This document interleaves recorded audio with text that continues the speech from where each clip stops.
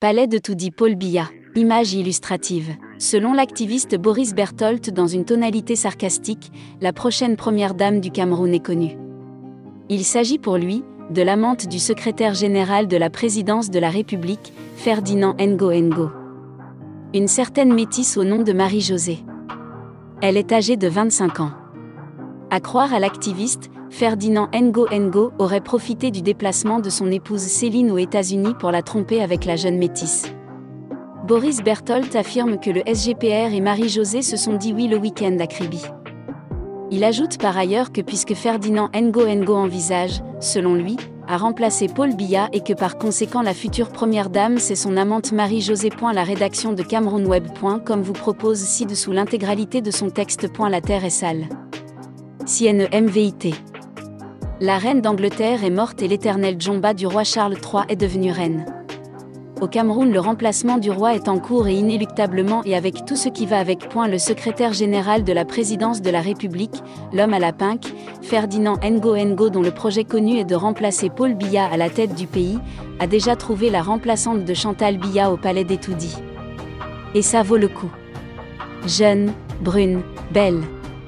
Comme les Français les aiment. Elle s'appelle Marie-Josée, elle est métisse comme Chantal Biya.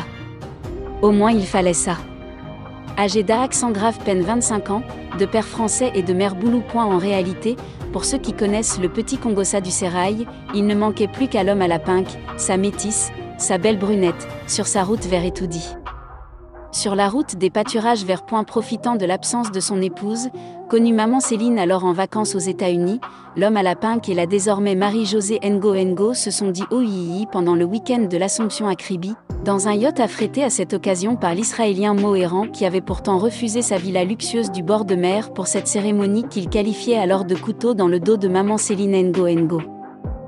Car maman Céline, proche amie de Eranmo, qui considère la femme Ewondo, d'Eranmo comme sa petite sœur, a toujours travaillé pour son mari. Y compris auprès de son amie la régente de Yaoundé.